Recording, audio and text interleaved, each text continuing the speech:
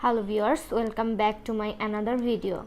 In today's video I will show you how to choose actions for back tap. Let's start the video. You can double or triple tap the back of your iPhone to perform an action.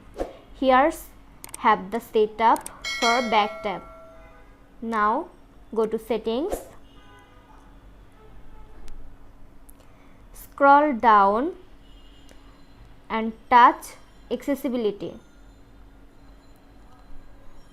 then tap on touch. Now scroll down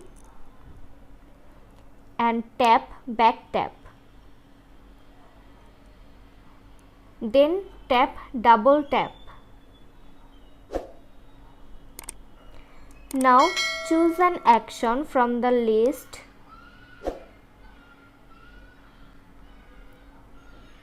Now you can tap firmly on the back of your iPhone to perform the action you choose.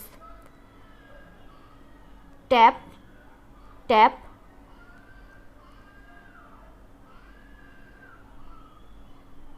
done.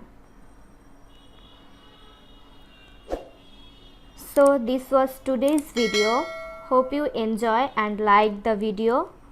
Don't forget to like, comment, share and subscribe Apple Info channel.